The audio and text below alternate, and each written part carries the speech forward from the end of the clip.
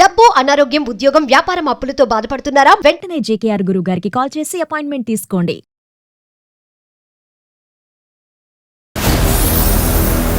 Sudden గా Insta follow అవుతూ ఉంటే నాకు ఆ పర్సన్ నెంబర్ కనిపించింది మేడం.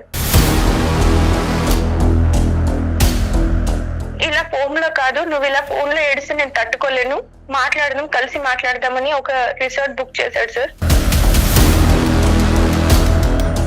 రిసార్ట్ కి ఎవరమ్మా పిలుస్తారు? అసలు ఆయన పిలవటం ఏంటి, మీరు వెళ్ళటం ఏంటి? ఏదో తెలియకపోయాను అంటే కనుక కాదు. అనుకోకుండా అక్కడ చిన్న మిస్టేక్ అయింది సార్. 3 months కి తెలిసింది సార్ నేను కన్సీవ్ అని. అయ్యో రామా. నేను కడుపులో పెరుగుతున్న బిడ్డకి తండ్రి నా భర్త కాదన్న విషయం నా ఒక్కదానికే తెలుసు సార్.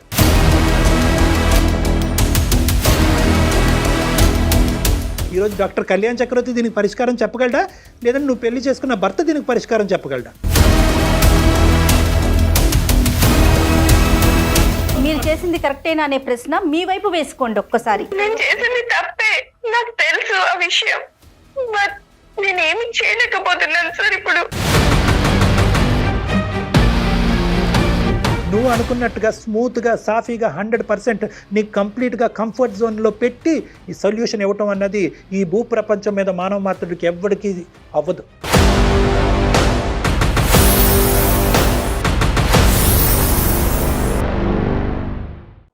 నేను సమర్పించు అందమైన జీవితానికి స్వాగతం. నమస్తే కళ్యాణ్ గారు. నమస్తే జయ గారు.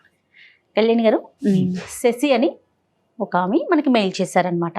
తన పర్సనల్ ఇష్యూ చాలా మలుపులు తిరిగిందండి. ఎలాంటి ఆలోచనలు చేస్తున్నారు, ఎక్కడికి పోతుంది అని అనిపించింది నాకైతే పర్సనల్గా. బట్ మీరే కరెక్ట్గా దానికి ఒక సలహాలు సూచనలు ఇవ్వాలి. నెంబర్ ఉంది నా దగ్గర, కాల్ చేస్తాను.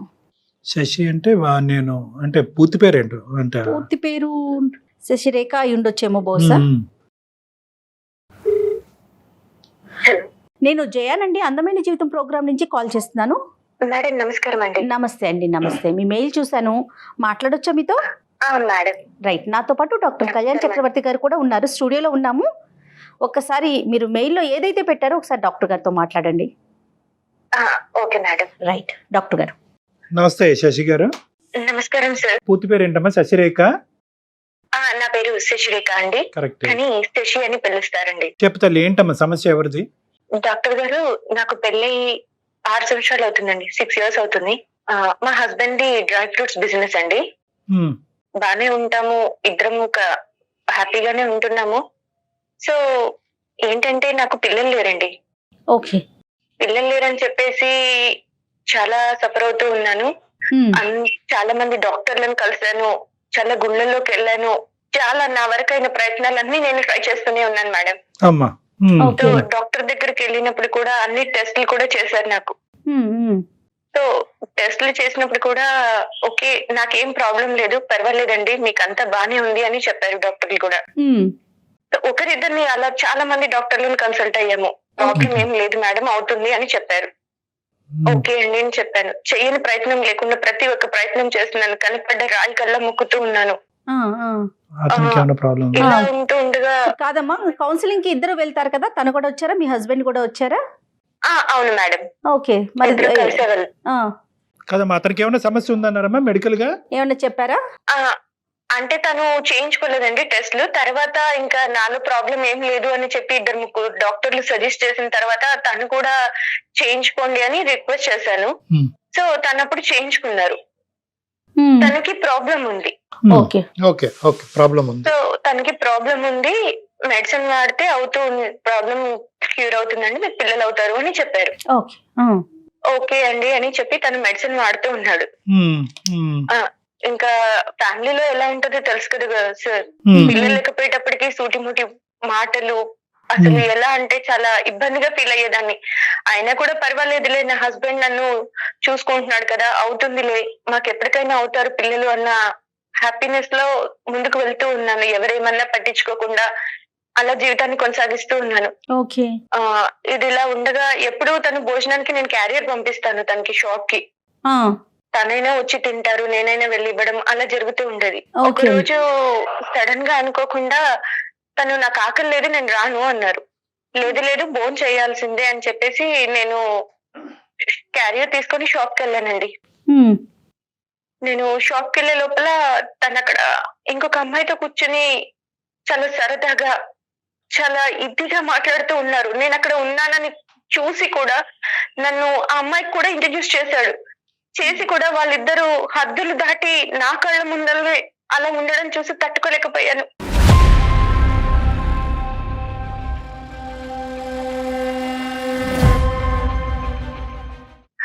అసలు చెప్పడానికి నాకే ఆశ్చర్యంగా ఉంది సార్. వైఫ్ పక్కన పెట్టుకొని కూడా తను అలా బిహేవ్ చేస్తూ ఉంటే నేనేమీ మాట్లాడలేకపోయాను. అక్కడ ఏమీ మాట్లాడకుండా సైలెంట్ గా ఇంటికి తిరిగి వచ్చేసాను. ఎవరు అని ఏమీ అడగలేదు. ఎందుకు అందరిలో మాట్లాడటం అని సైలెంట్ గా ఇంటికి వచ్చేసి ఎవరు తను, అసలు ఏంటి, మీ ఇద్దరు అంతా చనువుగా ఉన్నారు, ఎందుకు, అమ్మాయి ఎవరు అని ఇలా అడిగానండి. అడిగితే నీకు చెప్పాల్సిన అవసరం నాకు లేదు, ఫస్ట్ నువ్వు బాబును పాపను కనివ్వు, తర్వాత నువ్వు నా గురించి మాట్లాడు, అప్పటి వరకు నీకు అర్హత లేదు, నీకు అసలు ఏమనుకుంటున్నావు, నీకేముందని మాట్లాడుతున్నా నాతో అని చాలా గట్టి గట్టిగా అరిచి గొడవ చేసి కొట్టేసి వెళ్ళిపోయాడండి.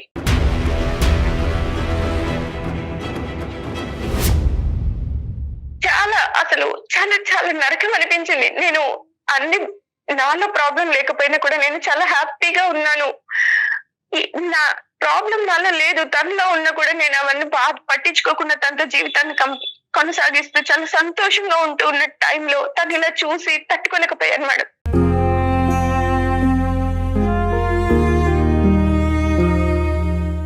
అయితే నేను కాలేజ్ చదివే రోజుల్లో మేడం నన్ను ఒక అబ్బాయి లవ్ చేశాడు, చాలా ఇష్టపడ్డాడు.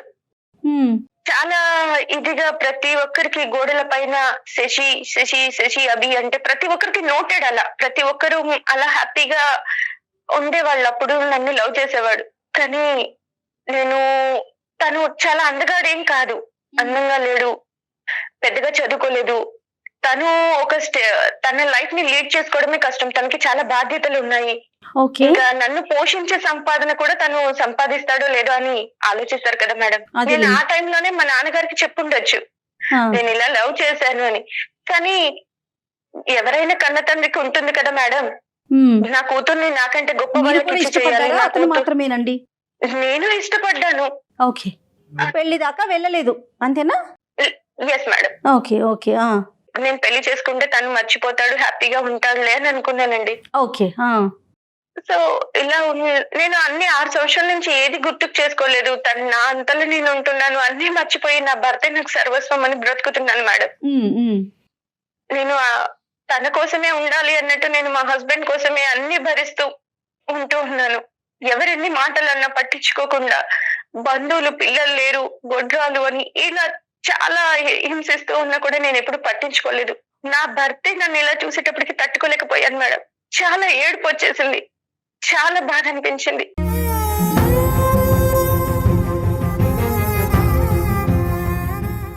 సడన్ గా ఇన్స్టా ఫాలో అవుతూ ఉంటే నాకు ఆ పర్సన్ నెంబర్ కనిపించింది మేడం ముందతంది. Yes madam. సో కాల్ చేయాలి అనిపించింది, నా బాధ చెప్పుకోవాలి అనిపించింది.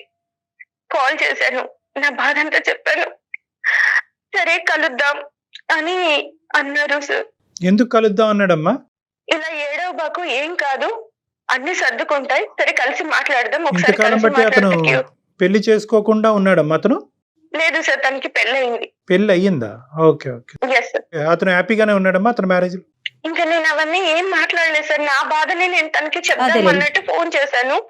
చెప్పగానే లేదు లేదు ఇలా ఫోన్ లో కాదు, నువ్వు ఇలా ఫోన్ లో ఏడిస్తే నేను తట్టుకోలేను, మాట్లాడదాం, కలిసి మాట్లాడదామని ఒక రిసార్ట్ బుక్ చేశాడు సార్. సో అక్కడికి వెళ్ళామండి.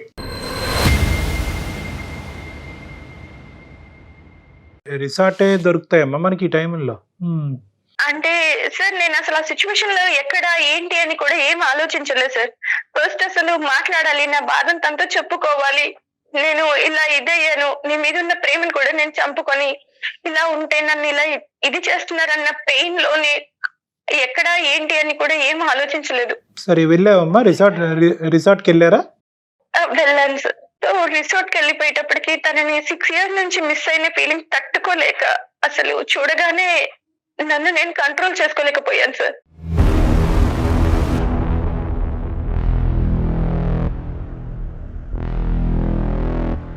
అసలు నా బాధ అతన్ని చూడగానే నాకు ఏడుపు కూడా ఆగలేదు. ఏంటి నేను నిన్ను ఇలా వదిలేసి వెళ్ళిపోయాను అని ఏడుపుతో తన్ని అలా హక్ చేసుకున్నాను సార్.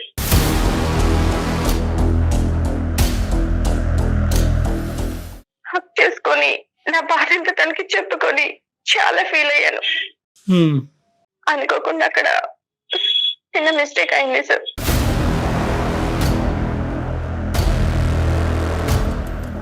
అలా కలుసుకుని బాధ చెప్పుకోవటం అంటే కనుక మనసులు కలుసుకుని చెప్పుకోవటమా, లేదంటే భార్యాభర్తల కింద కూడా కలిసారా? Yes sir. 3 months కి తెలిసింది సార్ నేను కన్సీవ్ అని. అయ్యో రామా. సో కన్సీవ్ అవ్వగానే ఇంట్లో వాళ్ళందరూ ఎప్పటి నుంచో ఎదురు చూస్తున్నారు కదా, చాలా హ్యాపీగా ఫీల్ అయిపోయి అందరికి బంధువులకు చెప్పుకోవడము, చాలా సెలబ్రేషన్ లాగా చేసుకుంటున్నారు, చాలా హ్యాపీగా ఫీల్ అవుతున్నారు. మా హస్బెండ్ కూడా అందరూ చాలా ఒక ఫెస్టివల్ లాగా చేసుకుంటున్నారు సార్.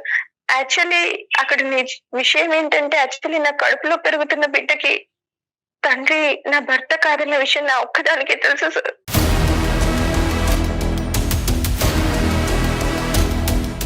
ఎలా చెప్పగలవు అమ్మా, ఎలా చెప్పగలవు ప్రెగ్నెంట్ అయ్యావు అనేది? ఖచ్చితంగా ఆ బిడ్డ నీ బిడ్డ, మీ భర్తతో కలిగినటువంటి బిడ్డ కాదని ఎలా చెప్పగలవు? అంటే నేను అప్పటి నుంచి ఎలా అంటే, నేను మా హస్బెండ్ లేదు సార్, ఇద్దరం దూరంగా ఉన్నాం సార్.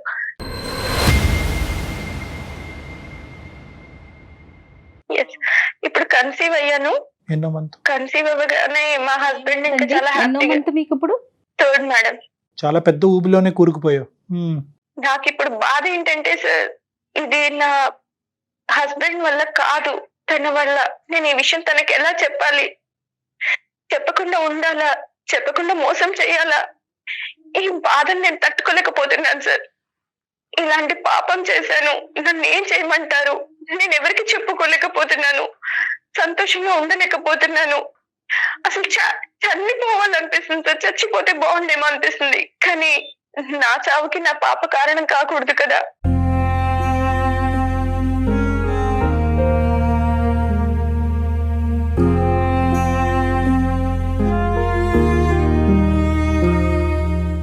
తనని ఎందుకు బలి చేయాలి అని ఆలోచిస్తున్నాను. ఇంకొక సెకండ్ అసలు ఏంటి వద్దు, నాకు ఇది నేను తీసేయించుకోవాలి, నాకు ఇది వద్దు, ఇంట్లో వాళ్ళకి చెప్పకుండా మిస్క్యారీ అయిందని చెప్పి తీసేయించుకోవాలా అని ఇలా చాలా చాలా చాలా డౌట్స్ వస్తున్నాయి సార్.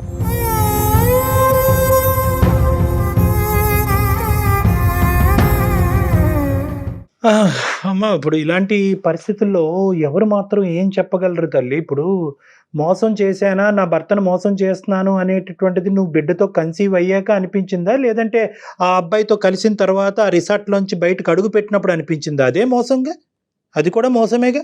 ఇప్పుడు నా భర్తను నేను ఇలా చూశాను, ఇలాగా ఏకలు పక్కపక్కలు అనేటటువంటి అంశాన్ని చూసావు, దానికి మించి నువ్వేమీ చూడలేదు మీ భర్తతో. వాళ్ళు ఫ్రెండ్స్ అయ్యి ఉండొచ్చు, ఇంకోటన్నా అయ్యి ఉండొచ్చు. ఇప్పుడు బిడ్డ పుట్టాడు కాబట్టి పెద్ద తప్పు, బిడ్డతో కన్సీవ్ అవ్వకపోతే చిన్న తప్పు కాదు. At the end of the day it's a breach of trust, నమ్మక ద్రోహం ఇది.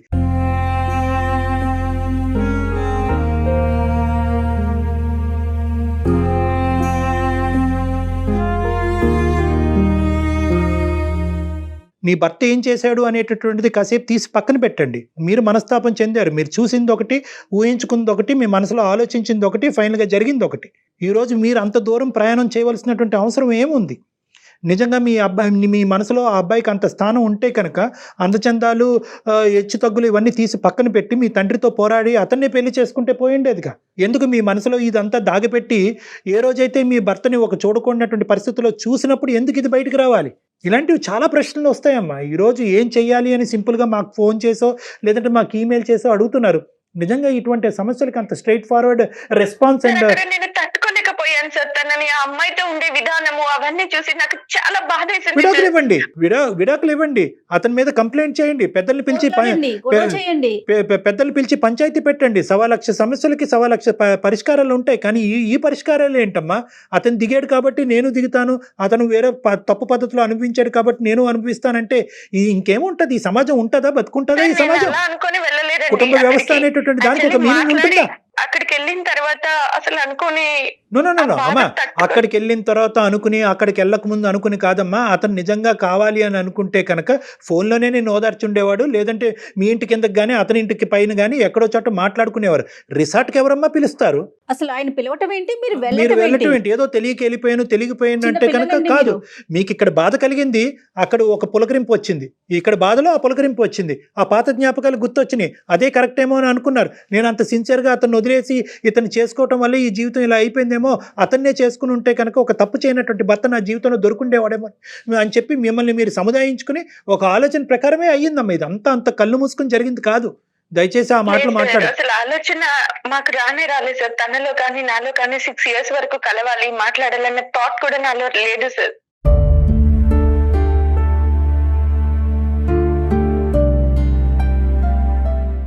అక్కడ అలా చూసిన తర్వాత సిచ్యువేషన్ కంట్రోల్ అవ్వలేక నేను తనకి ఫోన్ చేసి నా బాధను షేర్ చేసుకోవాలి అనుకున్నాను తప్పించి ఇంకా నేను అంతకు మించి ఇంకేం అనుకోలేదు. అక్కడికి వెళ్ళిన తర్వాత ఓదార్చే టైంలో అలా అనుకోకుండా తప్పు జరిగిపోయింది. సినిమా అండి. అవ్వదమ్మా, అలా అవ్వదు. సరే, ఇప్పుడు ఏంటంటే నిన్ను నిందించి నిన్ను ఖండించడం అనేది ఇక్కడ సొల్యూషన్ కాదు. ఎందుకంటే ఈ స్టోరీ 199 మంది ఈ విధంగానే అనుకుంటారు. నేను మాట్లాడినట్టే మాట్లాడతారు. అంటే ఏంటంటే నువ్వు అక్కడికి ఎందుకు వెళ్ళావు, రిసార్ట్కి ఎందుకు వెళ్ళావు, బాధ చెప్పుకునే దాని శరీరాలు ఎందుకు ఒకరికొకరు అప్పచెప్పుకున్నారు అనేటటువంటి అంశాన్ని ఎవరన్నా మాట్లాడతారు. నెంబర్ 2, ఎవరన్నా ఏమన్నా అంటే కనుక అతను గడ్డి తిన్నాడు కాబట్టి నువ్వు గడ్డి తింటావమ్మా, నీ భర్త గడ్డి తిన్నాడు కాబట్టి నువ్వు గడ్డి తిన్నావమ్మా అని అంటారు. లేదా ఇంకొక వంతు మనుషులు ఏమంటారంటే కేవలం నీ భర్తని ఒక స్త్రీతో పాటు ఒక సంతోషకరమైనటువంటి వాతావరణంలో చూసే దానికి మించి నువ్వు ఏమీ చూడలే కదమ్మా, అతనికి మించినటువంటి మెట్టెక్కి నువ్వు ఎందుకు ఇంత ఇలాంటి దానికి ఒడిగట్టావని చెప్పి అనుకుంటారు. ఈ మూడు రకాలుగా పబ్లిక్ అనుకుంటారు. తప్పే, నాకు తెలుసు ఆ విషయం. బట్ నేనేమి చేయలేకపోతున్నాను సార్ ఇప్పుడు.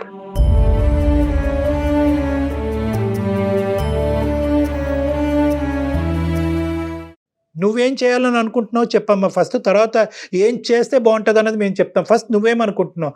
నీ కానటువంటి బిడ్డని ఇదే విధంగా దిగమింకుని సీక్రెట్గా పెంచి పెద్ద చేస్తే కనుక అభిమానాలు ఆప్యాయతలు పెరిగిన తర్వాత నమ్మక ద్రోహం చేసిందని అవుతానేమో అనిపిస్తుంది సార్. ఆ నిందని నేను మొయ్యలేను సార్.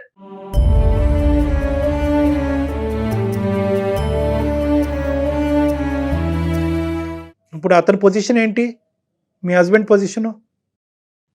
తను చాలా హ్యాపీగా ఫీల్ అవుతున్నాడు సార్. ఇన్ని ఇయర్స్ తర్వాత కన్సీవ్ అయ్యింది నా వైఫ్ అని చాలా సెలబ్రేషన్ గా చాలా హ్యాపీగా ఫీల్ అవుతున్నాడు. పుట్టబోయేటటువంటి బిడ్డని పుట్టక ముందే ఇంత బాగా ప్రేమిస్తున్నాడు అనే ఆలోచన వల్ల ఇప్పుడు నువ్వు చేసిన తప్పు అని నీకు అనిపిస్తుందా? అంటే సార్ నాకు అర్థం కాదు, పిల్లలు పుడితేనే భార్యనా సార్? పుట్టకపోతే భార్యని ఏ రకంగా అయినా ఊహించుకోవచ్చా? పక్కన ఇంకొక అమ్మాయి భార్య నించొని ఉంటే ఇంకొక అమ్మాయి ఆవిడతో ఉంటే భార్యకి ఎంత బాధ అవుతుంది సార్? అమ్మ, బిడ్డల గురించే భార్య అనేటటువంటిది తప్పు, కానీ బిడ్డల గురించే భార్య అనేటటువంటి విధంగా పక్కదో వెళ్ళినటువంటి భర్తను చూసి ఆడది ఇంకో తప్పుతో పట్టి వేరే వ్యక్తికి గర్భం దాల్చడం అనేది తప్పున్నారా? సో ఇక్కడ నేనేమంటున్నానంటే అది తప్పే, ఇది తప్పే. ఆ సబ్జెక్ట్ గురించి మనం తర్వాత మాట్లాడుకుందాం. నీ భర్త ఎందుకు అలా ఆలోచించాడు, బిడ్డ పుట్టగానే బిడ్డతో కన్సీవ్ అవగానే నీ దగ్గరికి ఎందుకు పరిగెట్టుకుని వచ్చాడు అనేది సపరేట్ సబ్జెక్ట్. ఆ ప్రశ్న మీరు వేసుకోండి ఒకసారి. అది తర్వాత చేసింది కరెక్టేనా అనే ప్రశ్న మీ వైపు వేసుకోండి ఒక్కసారి. ఇప్పుడు మనం తప్పు చేశాను, నేను తప్పు చేయలేదు. ఇప్పుడు ఏంటంటే ఇప్పుడు అతను చేసిన తప్పు కాదా అండి అనేటటువంటి పరిస్థితిలో మనం లేము. అది కాదు ఇక్కడ సబ్జెక్ట్. ఇక్కడ మీరు చేసినటువంటి తప్పు, ఈ తప్పుకు పరిష్కారం ఏంటి, అసలు పరిష్కారం అన్నది ఉందా అనేది కూడా మనం అడగాలి. పరిష్కారం ఉందా? ఈరోజు డాక్టర్ కళ్యాణ్ చక్రవర్తి దీనికి పరిష్కారం చెప్పగలడా, లేదంటే నువ్వు పెళ్లి చేసుకున్న భర్త దీనికి పరిష్కారం చెప్పగలడా? అదే అర్థం కావట్లేదు సార్. నా జీవితం ఎటు వెళ్తుందో కూడా నాకు అర్థం కాని సిచ్యువేషన్ లో ఉన్నాను. దయచేసి మీరు నాకు హెల్ప్ చేయగలరా? నీ మైండ్ లో ఉన్న ఆప్షన్స్ ఏంటో చెప్పమ్మా, దాన్ని బట్టి నేను చెప్తా. ఆ బిడ్డకు తండ్రి తిను అని చెప్పి నేను ఉండగలనా? అంత ధైర్యం నాకు లేదు సార్. రైట్, అది ఉండలేవు. ఈ సీక్రెట్ గా అయితే దాచిపెట్టేటటువంటి అవకాశం లేదన్నది క్లియర్ కట్ గా ఇందాక చెప్పేశావు. Option number 2. రెండోది ఏంటి తల్లి? చెప్పకుండా వెళ్ళి మిస్క్యారీ అయిందని చెప్పాలా అని ఆలోచిస్తున్నాను సార్. అంటే అబార్షన్ చేసుకుని వెళ్దామనమ్మా? Yes sir. రైట్, అది రెండోది. మూడోది ఏంటమ్మా, ఇంకేమైనా ఉన్నాయా? లేదు సార్. మూడో ఆప్షన్ నేను చెప్పనా ఆ బేబీ వద్దు Yes, sir. తనకంతే. అమ్మ? ఇప్పుడు బిడ్డతో నీకు ఒక ఇమోషనల్ అటాచ్మెంట్ పెరిగిందా లేదా? పెరిగింది సార్. పెరిగింది కదా. సో ఒక అబార్షన్ అనేటటువంటి మార్గంలో వెళ్ళి ఆ బిడ్డనైతే చంపుకోలేవు కదా. అది మేము కూడా మాట్లాడలేం అబార్షన్ గురించి. ఎవరికి వాళ్ళు నిర్ణయం తీసుకోవాలి, కానీ బయట వ్యక్తులుగా మేము దాని గురించి చేయించుకోమా వద్దమ్మా అని చెప్పేటటువంటి హక్కు మాకు లేదు. అది చట్టరీత్యా కరెక్ట్ కూడా కాదు. సో ఆ అంశాన్ని తీసి పక్కన పెడదాం. నేను మూడో ఆప్షన్ నేను ఒకటి చెప్తా. ఏదైతే అది అయ్యింది అని చెప్పి నీ భర్తతో ఈ పరిస్థితుల్లో నిన్ను చూడటం వల్ల నేను మనస్తాపం చెంది ఒక డిప్రెషన్లోకి వెళ్ళి నా స్పృహను కోల్పోయి నేనేం చేస్తున్నానో నాకు తెలియక ఈ తప్పు జరిగింది అనే విధంగా నీ భర్తకు చెప్తే అతని రియాక్షన్ ఏమవ్వచ్చు? అసలు తను ఇప్పుడు నువ్వు మాకు చెప్పిందేనమ్మా. నువ్వు మాకు ఏదైతే చెప్పావో ఇదే ఆస్పెక్టు ఈ బలైనటువంటి పరిస్థితిలో నువ్వు చేసినటువంటి పనితో నేను మనస్తాపం చెంది నేను అక్కడికి వెళ్ళి చేసిన చెప్పుకోవటానికి తప్పుని తనకి చెప్పలేను సార్. దానికంటే చావడమే బెటర్ సార్.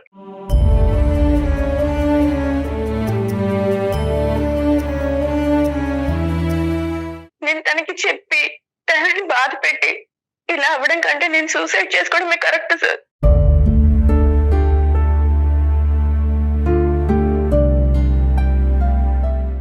వద్దులేమమ్మ. ఇప్పుడు సూసైడ్ చేసుకోవాలి అనేటటువంటి ఆలోచనతో వచ్చిన దానివైతే ఈ వేదిక ఎందుకమ్మా? ఈ వేదిక మీద ఇప్పుడుకొచ్చి ఎవరికి సూసైడ్ చేసుకోండి అని మేము చెప్పలే. చెప్పం కూడాను. ఓకే, సో అది కాదు. అది తీసి పక్కన పెట్టండి. బ్రతుకుంటానికి 1000 కారణాలు ఉంటాయి, 100 సమస్యలకి 1000 సొల్యూషన్లు ఉంటాయి. కొద్ది కూల్గా మనం ఆలోచిద్దాం. ఇప్పుడు నేనేమంటున్నానంటే బిడ్డను వద్దు, మిస్క్యారేజ్ అయ్యిందని చెప్పి వాళ్ళకి చెప్తే బాగుంటుందేమో, సమస్యకి పరిష్కారం నువ్వు అనుకుంటున్నాం. కానీ చేతులారా ఏ తప్పు చేయనటువంటి ఒక బిడ్డని చంపుకున్నాను అనేటటువంటి ఫీలింగ్తో నువ్వు బతుకుండగలవమ్మా? అప్పుడు హ్యాపీగా ఉండగలవా నువ్వు? అది కూడా బాధేగా. అది కూడా బాధే ఆ, సార్. నీ కానీ పరువు జీవితాంతం మా బాధని మొయ్యగలనా సార్ నేను ఇప్పుడు నా బిడ్డకు తండ్రి తను కాదు అని జీవితాంతం మా బాధ నేను. అది కరెక్టే. కానీ నేను ఏంటంటే నువ్వు చెప్పినటువంటి ఆప్షన్ బి నేను అంటున్నానమ్మా. ఒకప్పుడు మిస్క్యారేజ్ అయ్యింది అనేటటువంటి విధంగా వాళ్ళు చెప్పటం వల్ల నీకు 2 సమస్యలు అప్పటికీ లైవ్లో ఉంటాయి. 2 నీ బుర్ర తినేటటువంటిది నేను డిప్రెషన్లోకి తీసుకెళ్లే 2 సమస్యలు అప్పటికీ ఉంటాయి. బిడ్డను నేను చేతులారా చంపుకున్నాను. ఒక మనిషితో కలవలసినటువంటి అవసరం ఏంటి? పాపం పుణ్యం ఎరగినటువంటి బిడ్డని భూమి మీదకి తీసుకురాకుండా లోపలే చంపుకోవాల్సినటువంటి దుర్భర స్థితికి నేను ఎందుకు దిగజారిపోయాను, నేను ఎందుకు ఒక హంతకురాల్లా మారాను అనే ఫీలింగ్ కూడా నీకు రావచ్చు. నెంబర్ 1. నెంబర్ 2, కేవలం ఇది చేయటం అన్నంత మాత్రాన నీ తప్పు చెరిపేసుకోగలవమ్మా? అప్పుడు కూడా నువ్వు చేసినటువంటి తప్పు నిన్ను వెంటాడుతుంది కదా. అవుట్ ఆఫ్ ద మ్యారేజ్ నేను ఒక మనిషిని కలిశాను, నా భర్త కళ్ళు కప్పి నేను ఒక తప్పు పని చేశాను అనేటటువంటి ఆలోచన వెంటాడుతుంది కదా. సో బిడ్డను చంపుకోవటం వల్ల, ఈ బిడ్డను అబార్ట్ చేసుకోవటం వల్ల నీకు నీ సమస్యకి దీర్ఘకాలికమైనటువంటి పరిష్కారం దొరుకుతుందని నేను అనుకోవట్లే. So your option B is not opt and not correct. మరి ఎలా సార్? ఎలా నేను బ్రతకడం? ఎస్, నేను చెప్పేది ఏంటి అంటే తప్పు జరిగింది. ఈ రోజు కాకపోయినా రేపైనా నీ తప్పు నువ్వు ఒప్పుకునేటటువంటి పరిస్థితి వస్తుంది. ఏది? ఇర్రెస్పెక్టివ్ ఆఫ్ ద ఫ్యాక్ట్ నువ్వు గర్భం ఉంచుకున్నా, తీయించేసుకోవాలని అనుకున్నా, నీ మనసులో ఆ ముళ్ళు అలా గుచ్చుకుంటుంది. గుచ్చుకున్నంత కాలం నువ్వు హ్యాపీగా నీ భర్తతో నువ్వు సంసారం చేయలేవు, సంతోషంగా సుఖంగా ఉండలేవు. తప్పు చేశాను అనే ఆలోచన నేను తినేస్తుంది. కాబట్టి తప్పు ఈరోజు ఇర్రెస్పెక్టివ్ ఆఫ్ ద బిడ్డ ఉందా లేదా అనే అంశం కాకుండా తప్పు ఎప్పటికైనా ఒప్పుకోవాలి. తప్పు ఒప్పుకోవాలి, ధైర్యంగా ఒప్పుకోవాలి. అతను కలిసి ఉంటాడా ఉండడా తర్వాత విషయం. ఆ తర్వాత అంశం అమ్మా. కలిసి ఉంటారా అంటే ఏ కుటుంబాన్ని వెడగొట్టేటటువంటి ఉద్దేశం నాకు తెలియదు. నాకు ఆ ఉద్దేశం లేదు. చెప్తే తను నన్ను అర్థం చేసుకొని ఉంటాడా సార్ నాతో? రైట్, అది ఆప్షన్ బి. నన్ను చూస్తాడు కదా. అమ్మ, అది ఆప్షన్ బి. అతను ఉంటాడా? అతను ఉండడు కాబట్టి నేను తప్పు కప్పేసి ఇలా నా లోపల దాచేసుకుని నేను ఒక ఆర్టిఫిషియల్ జీవితం అతనితో గడుపుతాను అనుకోవటం అనేది ఇంకా నరకయాతం. ఒక బిడ్డను చంపేసుకుని ఒక అబద్ధాన్ని కప్పేసి ఒక ఆర్టిఫిషియల్గా ఇంకో 40-50 సంవత్సరాల పాటు మా ఆయన కళ్ళు కప్పేసి ఏమీ తెలియని దానిలాగా నేను నా భర్తతో పాటు గడుపుతాను అనేటటువంటిది ఇంకా ప్రమాదకరం.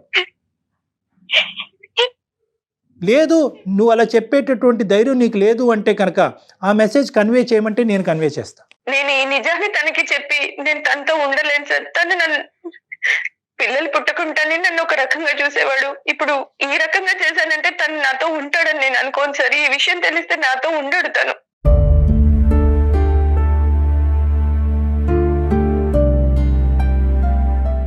చూడమ్మా, అన్ని తప్పులకి ఒక పాజిటివ్, చాలా కంఫర్టబుల్ సొల్యూషన్ వస్తుంది అని అనుకోవద్దమ్మా. ఒక చోట ఇప్పుడు నీ భర్త నీతో ఉంటాడా లేదా అనేటటువంటిది ఒక ఆఫ్టర్ ఇష్యూ, ఒక సెకండరీ ఇష్యూ. ఈరోజు ప్రైమరీ ఇష్యూ ఏంటంటే ఈ నిజాన్ని ఇలా కప్పిపుచ్చి అతనితో నువ్వు జీవితం కొనసాగగలవా, బిడ్డను చంపేసుకుని లేదంటే బిడ్డ నా బిడ్డ కాదు అనే సీక్రెట్ని దాచిపెట్టి అలాగైతే నేను ఉండను అని చెప్పి ఆ ఆప్షన్ అయితే తీసేసావు. బిడ్డను తీసేసుకుని ఒక సీక్రెట్ని కప్పిపుచ్చి అతనితో ఎంతకాలం హ్యాపీగా నువ్వు ప్రయాణం చేయగలవు, అప్పుడు మాత్రం నీకు ఇది నేను ఒకటి దాచిపెడుతున్నానని నీకు గుచ్చుకోదు అనేది గ్యారంటీ ఉందా? రైట్. సో ఇక్కడ ఉండేటటువంటిది ఏంటంటే నేను చెప్తున్నాను కదమ్మా, ఈ ప్రాబ్లంకి ఇది చాలా క్లిష్టమైనటువంటి ప్రాబ్లం. నువ్వు అనుకున్నట్టుగా స్మూత్గా సాఫీగా 100% నీకు కంప్లీట్గా కంఫర్ట్ జోన్లో పెట్టి ఈ సొల్యూషన్ ఇవ్వటం అన్నది ఈ భూప్రపంచం మీద మానవ మాత్రుడికి ఎవ్వడికి అవ్వదు. ఎందుకంటే కనుక జరిగినటువంటి తప్పు ఆ స్థాయిలో జరిగింది కాబట్టి, నువ్వు 3వ నెల గర్భవతి కాబట్టి, ఇది అందరి జీవితాలకి ముడిపడి ఉంది కాబట్టి, నువ్వు చూడకూడదు ఏదో చూసావు, దాన్ని ఇంకో స్థాయిలో ఊహించుకున్నావు, వెళ్ళి ఇంకో మనిషితో తప్పు చేసావు, ఈరోజు గర్భం దాల్చావు. ఇప్పుడు దీనికి సింపుల్గా 100%గా నేను అందరూ హ్యాపీగా ఉండే సొల్యూషన్ చెప్పమంటే ఎవరు చెప్పలేరు. ఇక్కడ ఎవరో ఒకరు బాధపడాలి. ఎక్కువ బాధపడతావా తక్కువ బాధపడతావా అనేటటువంటి దాన్ని బట్టి ఇటువంటి సొల్యూషన్ ఉంటుంది. అయితే డాక్టర్ గారు, ప్రేక్షకులందరూ ఇప్పుడు నేను చెప్పేదానికి వ్యతిరేకిస్తారేమో నాకు తెలియదు, కానీ స్త్రీకి పురుషుడికి ఉన్న తేడా ఇదేనండి. ఒక పురుషుడు తప్పు చేస్తే దాని ఇంపాక్ట్ కనిపించదు, కానీ ఒక స్త్రీ కనుక తప్పు చేస్తే దాని ఇంపాక్ట్ చాలా స్పష్టంగా కనిపిస్తుందండి. చూడండి, అది భరించాల్సిన పరిస్థితి కూడా వస్తుంది కదా. చూడండి, తన పరిస్థితి అటు ముందుకు వెళ్ళలేదు, ఇటు వెనక్కి రాలేదు. ఒక స్త్రీగా నన్ను బాగా అర్థం చేసుకున్నారు. అమ్మ ఒకటే నేను చెప్తాను తల్లి, ఇక్కడ ఏంటంటే ఇది బహుశా మేము చెప్పేటటువంటి సొల్యూషన్ నీకు చాలా పార్షల్గా ఇన్కంప్లీట్గా అనిపించవచ్చు. నేను ఇందాక చెప్పాను కదా, దీనికి కంప్లీట్గా అందరూ నవ్వుకుని సంతోషంగా ఉండే సొల్యూషన్ దీనికి లేదు కాబట్టి నేను ఎంచుకున్నటువంటి సొల్యూషన్ ఇది. తర్వాత నీ ఇష్టం. ఎందుకంటే నేనేమంటానంటే, ఏమో నేను తప్పుగా ప్రవర్తించాను అనే రియలైజేషన్ నీ భర్తకు రావచ్చేమో. నేను తప్పుగా, ఒక స్త్రీ అంటే కనుక, ఒక భార్య అంటే కేవలం పిల్లలు అనేటటువంటి మెషిన్ లాగా నేను నా భార్యను నేను పరిగణనలోకి తీసుకోవటం వల్లే నా భార్య మనస్తాపం చెంది ఇటువంటి తప్పు చేసిందేమో అనేటటువంటి రియలైజేషన్ నీ భర్తకు రావచ్చు. కాబట్టి ఎప్పటికీ కూడా ఒక కుటుంబం, ఒక భార్యాభర్తల సంసార జీవితంలో ఎప్పుడు కూడా నిజాలు ఎప్పుడు కూడా బహిర్గతం కావాలమ్మా. అబద్ధాలతో జీవితం నడిపించలేం మనం. కాబట్టి నా ఉద్దేశం ఇప్పటికీ కూడా నీకు ఎంత కఠినంగా అనిపించినా కూడా నువ్వు నిజం చెప్పాలి అనేదే నా ఆలోచన. ఒకప్పుడు చెప్పలేను అని అనిపిస్తే కనుక మీడియేషన్ కావాలి, ప్రొఫెషనల్ మీడియేషన్ కావాలి, చెప్పేటటువంటి విధంగా అతను అర్థమయ్యేటటువంటి విధంగా అతనికి చెప్పాలి అని నీకు అనిపిస్తే కనుక నీ పరిస్థితులను నువ్వు నాకు పుస్తకం విప్పినట్టుగా మొత్తం అంతా వివరించావు కాబట్టి నాకు అర్థమయ్యేటటువంటి విధంగా ప్రొఫెషనల్గా అతను నీకు చెప్పేటటువంటి ప్రయత్నం చేయమంటే నేను దానికి కూడా రెడీ. అయితే అంతా కూడా పాజిటివ్ వేలోనే వెళ్తుందని మాత్రం ఎక్స్పెక్ట్ చేయకండి. అసలు 100% ఎక్స్పెక్ట్ చేయొద్దు. మీరు ఏమొచ్చినా దానికి రెడీగా ఫేస్ చేయడానికి రెడీగా ఉండి అప్పుడు డాక్టర్ గారు మాట్లాడారు. అప్పుడు అతను తీసుకునే నిర్ణయం బట్టి అసలు ఈ బిడ్డను ఉంచాలా ఉంచకూడదా అనేది కంప్లీట్గా భార్యాభర్తలుగా అది మీ ఇద్దరు డెసిషన్ అమ్మా. ఎందుకంటే తండ్రి అతను, ఎందుకంటే ఇప్పుడు అది ఇంకా చాలా కాంప్లికేటెడ్ ఇష్యూ అవుతుంది. అతనికి పెళ్ళయింది, ఫాదర్ అతను. సో ఒకప్పుడు అబార్ట్ చేసుకోవాలి అంటే కనుక నీ కన్సెంట్ ఏంటి, అతని కన్సెంట్ ఏంటి, ఇవన్నీ కూడా పరిగణలోకి వస్తాయి. సో దానికి కంప్లీట్గా మీరు మెడికల్ అండ్ లీగల్ అడ్వైస్ సపరేట్గా తీసుకోవాలి. కానీ దానికి ముందు నీ భర్తకి ఏ విధంగా ఇది చెప్తారు అనేది ప్రధానమైన అంశం. మీరు చెప్పలేనటువంటి పక్షంలో నా హెల్ప్ తీసుకుంటానంటే దానికి కూడా నేను రెడీ. రైట్ అమ్మా. ఒకసారి నేను మీకు పర్సనల్ నెంబర్ షేర్ చేస్తాను. డాక్టర్ గారితో ఒకసారి పర్సనల్గా మాట్లాడండి. ఎందుకంటే ఈ వేదిక మీద చెప్పలేని విషయాలు, మీరు చెప్పలేనివి, అలానే డాక్టర్ గారు సూచించలేని విషయాలు చాలా ఉన్నాయి. పర్సనల్గా మాట్లాడితే చాలా బెటర్ అండి. రైట్. All the best. ధైర్యంగా ఉండండి అమ్మా. చనిపోవాలనే ఆలోచన మాత్రం దయచేసి రానివ్వండి. ఓకే అమ్మా. ఇంతకు మించి పరిష్కారం కనిపించట్లేదు డాక్టర్ గారు. ఎందుకంటే పర్సనల్గా మీతో వచ్చి మాట్లాడటం తప్ప తను పూర్తిగా చెప్పలేకపోతుంది. వేదికగా మనము చెప్పలేకపోతున్నారు. మీరు కూడా సరైన, అంటే ఇంకొంచెం డెప్త్గా చెప్పాలన్నా కూడా చెప్పలేని సెన్సిటివ్ విషయాలు కదా. చాలా సెన్సిటివ్ ఇష్యూ అమ్మా. దీనివల్ల ఎవరో ఒకరు బాధపడతారు. ఖచ్చితంగా ఈ అమ్మాయి తప్పు చేసినందుకు ఈ అమ్మాయి కొద్దిగా ఎక్కువ బాధపడాలి, అది తప్పదు. ఆ బాధలో రకరకాలు ఉండొచ్చు. భర్త వింటే కనుక బహుశా నాన్ యాక్సెప్టెన్స్, నీ దారి నీది, నా దారి నాది, విడాకులు. సో బహుశా ఈ అమ్మాయిని మనం మెంటల్ గా ప్రిపేర్ చేయాలి.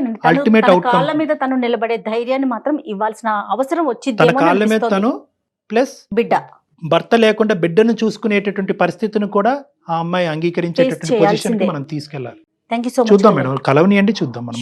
షూర్ డెఫినెట్గా అండి. నమస్తే. అందమైన జీవితం సమర్పిస్తున్న వారు 49 అంటే సంతోషం, 49 అంటే సంతానం. సహసమర్పణ అవిస్ హాస్పిటల్.